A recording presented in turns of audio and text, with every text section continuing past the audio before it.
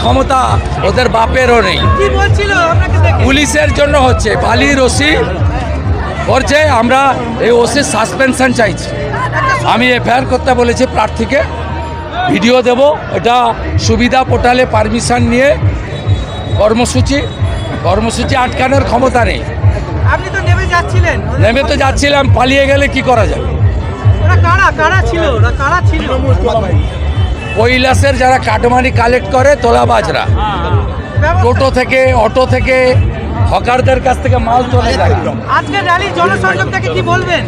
আজকের এত বিশাল ভিড়, 20,000-এর একটা কম ভোটে এখান থেকে বিজেপি জিতবে না। 20,000 প্লাস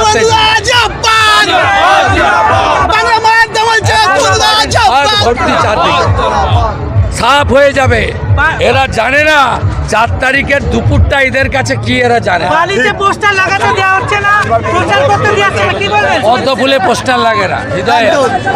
কেন্দ্রীয় অধিকারীর যে রোড শো ছিল, সেখানে গোস্বামী পাড়ার কাছে তৃণমূল কর্মী সংগঠনরা জয় বাংলা স্লোগান দিতে থাকেন এবং তিনিও হুঁশিয়ারি দেন। কি বলবেন? জয় বাংলা শুনে যদি উনি হুঁশিয়ারি দেন, তো আমার লাগে উনি বাংলার লোক নয়, বাংলাদেশি হয়ে গেছেন। আর উনি বলে ভালো ঠিক আছে, উনি নাকি বেশ আগের ইলেকশনগুলোতে বহুদলগুলো সেখানে তালা বন্ধ করে ভোট করা। উনি তো বলেছিলেন যে উনি সিআরপিএফ পার্টি আবার ভোট করিয়ে দিয়েছিলেন, আর উনি তারপরে ওনার প্রার্থীকে হারিয়েছিলাম, এবারও ওনার প্রার্থীকে হারাবো বলে দেবেন ওনাকে।